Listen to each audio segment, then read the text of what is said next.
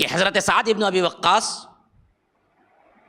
اپنے بارے میں کہے کہ اللہ کے رسول اگر میں کبھی کبھار اگر میری زندگی میں ایسا ہو جائے کہ میں آؤں اور کسی میں غیر مرد کے ساتھ میری بیوی کو دیکھ لوں تو میں برداشت نہیں کروں گا، میں بڑا حمیت والا۔ اللہ کے رسول نے پوچھا کہ ساتھ کیا کرو گے؟ کہا کہ شریعت کیا فیصلہ کرتی وہ تو اور بات ہے ایسے عورت کو، لیکن میں سنبھال نہیں سکوں گا، میں قتل کر دوں گا اسے وہیں۔ تو صحابہ نے تعجب سے یوں دیکھا تو اللہ کے رسول نے کہا کہ تم سعد کی غیرت پر تعجب کرتے ہو؟ اللہ کی قسم اس سے زیادہ غیرت مند میں ہوں اور میرے سے زیادہ اللہ غیرت مند ہے۔ جب اس کے زمین پہ زنا ہوتا ہے تو کیا اللہ معاف کر دے گا؟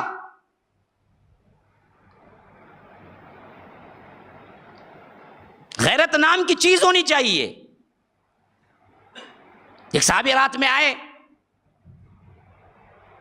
جو جھوپڑی تھی، جو گھر تھا، اس کے باہر بیٹھی ہوئی تھی ان کی بیوی۔ کیا خطا کر دی بھائی؟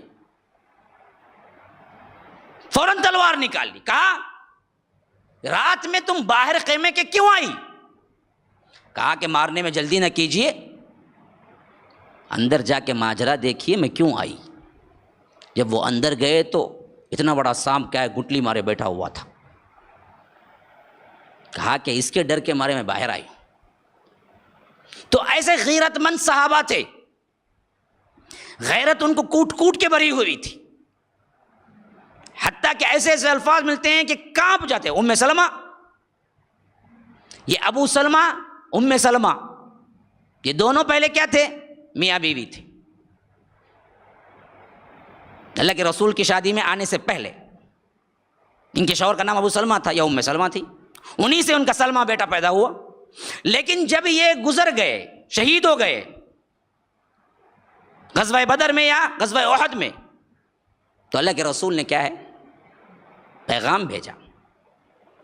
عدت گزر گئی، سب ہو گیا، اب بیوہ تھی اور ابو سلمہ کے بڑے بڑے مجاہدات تھے، اسلام کے لیے بڑی قربانیاں دی تھی۔ تو اللہ کے رسول نے یہ پاس کرتے ہوئے شادی کا پیغام بھیجا کہ ام سلمہ کو کہ میں کیا ہے آپ کو نکاح کی دعوت دیتا ہوں، آپ راضی ہیں؟ کون بھیجا؟ رسول بھیجے، محمد الرسول اللہ، جو کہ ہر عورت سمجھتی قسمت ہے کہ اللہ کے رسول کیا ہے اپنے حرم میں لے لے۔ ام سلمہ ان کے جواب میں لکھا کہ اللہ کے رسول میرے پاس 3 باتیں ہیں، اس کے واسطے میں چاہتی ہوں کہ میرا نکاح نہ ہو۔ کہا کہ 3 باتیں کیا ہیں ام سلمہ؟ کہا کہ اللہ کے رسول ایک بات تو یہ ہے کہ میں بڑی غیرت والی ہوں کہ ابو سلمہ کے بعد میں کسی اور مرد کو کیسے میں قبول کر سکتی ہوں۔ اللہ اکبر، کیا حیا داری ہے، دیکھیے میں بڑی غیرت والی ہوں، میرا دل اندر سے نہیں مان رہا، آپ کا پیغام میں واپس لوٹا بھی نہیں سکتی، لیکن میں کیسے کر سکتی ہوں؟ اللہ کے رسول نے کہا کہ ام سلمہ مان جاؤ، میں اللہ سے دعا کروں گا کہ اللہ تمہاری غیرت کو کم کر دے۔